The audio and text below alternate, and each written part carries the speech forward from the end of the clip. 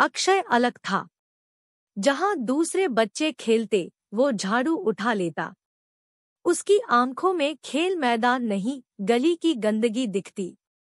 सुबह की धूप में वो कचरा बीनता, शाम को नालियों की सफाई करता। गली के लोग हंसते, अक्षय कूड़ेदान बन गया।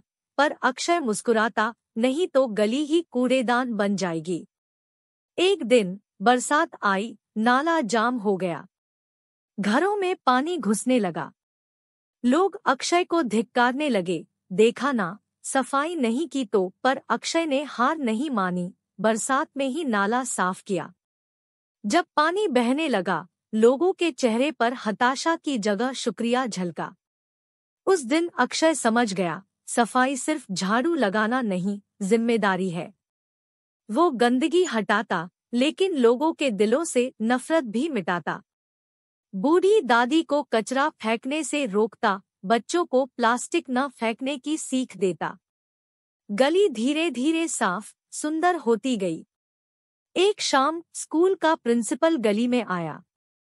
उसने सबके सामने अक्षय की तारीफ की, उसे साफ सुथरे समाज का नन्हा हीरो कहा। अक्षय शर्माते हुए मुस्कुराया, उसकी आंखों में गर्व झिलमिला रहा था। अक्षय की कहानी हमें याद दिलाती है कि छोटे काम भी बड़ा बदलाव ला सकते हैं। वो हमें हर रोज एक कदम उठाने, अपनी गली, अपना शहर, अपनी दुनिया को थोड़ा सा और साफ बनाने की प्रेरणा देती है।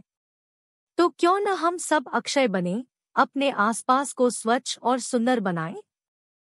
रवि सूरज निकलने से पहले उठता, जमीन को आकार देने का सपना आंखों में लिए। ईंट और सीमेंट उसके जादुई ब्लॉक, फावड़ा उसका राजदंड, जोर से चटकते हथौड़े उसके गीत। वो मजदूरी नहीं करता था, जिंदगी का महल बनाता था। उसकी तख्ती छोटी थी, पर गुलजार थी। ईंटें हवा में परिंदों की तरह उछलती, मिट्टी का नदी बनकर बहती, खंभे जबरदस्त पहलवान बन खड़े होते। बच्चे वहां इमारतों का जन्म देखते, बूढ़े दादी नाना अपने घर बनते देखते। एक दिन जोर की आवाज में एक ईंट छूटी, रवि उसे बचाने के लिए दौड़ा। उसकी पीठ पर चोट लगी, पर इमारत बची। लोग उसे हंसते कहते, अरे रवि, इमारत तो बनाएंगे, खुद टूट जाओगे क्या? रवि टूटता नहीं, तराशता था। उसने अपनी पीठ पर पट्टी बांधकर काम शुरू किया। उसकी ईंट में जिम्मेदारी, उसके सीमेंट में प्यार घुल गया। अब इमारत सिर्फ पत्थर नहीं, जीवन की कहानियां थी। रवि अपनी धूल धूसर दुनिया से शहर को रंग देता था। हर ईंट के साथ एक उम्मीद खड़ी होती, हर खंभे के साथ एक जिंदगी का सहारा बनता। रवि की कहानी हमें याद दिलाती है कि महान काम छोटे हाथों से भी हो सकते हैं।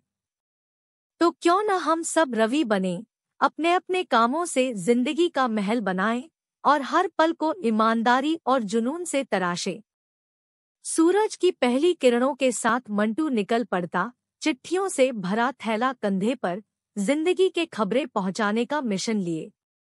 गली गली, मोहल्ला मोहल्ला वो साइकिल चलाता, हर दरवाजे पर चेहरे खिलते देख मुस्कुराता। उसकी साइकिल छोटी थी, पर सपनों से भरी। चिट्ठियां हवा में पंछियों की तरह उड़ती, हर लिफाफे में छिपी कहानी मंटू सोचता, कहीं खुशियां, कहीं उम्मीदें, कहीं प्यार के टुकड़े। बच्चे उसे पोस्टमैन बनना खेलते, बूढ़े दादी नाना ज़माने की चिट्ठियों की यादें ताज़ा करते। एक दिन बारिश में एक बूढ़ी औरत खिड़की में टकटकी लगाए थी। उसके बेटे से खबर न आने के डर ने उसे कांपते बना रखा था। मंटू उसके घर चिट्ठी पहुंचाकर हंसाया, कहा, बेटा जरूर लिखेगा, चिंता न करे। उसने समझा, ये सिर्फ चिट्ठियां नहीं, जिंदगी के पुल है।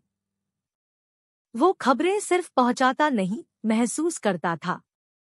खुशखबरी पर झूमता, दुख में साथ बैठकर आंसू पोंछता। उस दिन जब पूरे मोहल्ले की परीक्षा के नतीजे आए, वो हर घर खुशियां बांटता हुआ थक नहीं रहा था। मंटू की हवादार दुनिया खबरों की गूंज से भरी थी। हर दरवाजे के पीछे नई कहानी, हर लिफाफे में जिंदगी का एक पन्ना। उसकी साइकिल जिंदगी की धड़कन बनकर दौड़ती, शहर को जोड़ती, रिश्तों की डोर संभालती। मंटू की कहानी हमें याद दिलाती है कि छोटे काम भी बड़ा महत्व रखते हैं। वो हमें जिंदगी के जरूरी पुल बनने की प्रेरणा देती है, जो खबरें नहीं, प्यार और उम्मीद पहुंचाते हैं। तो क्यों न हम सब मंटू बने, अपनी जिंदगी की डाक पहुंचाएं और दुनिया को थोड़ा और खुशहाल बनाएं।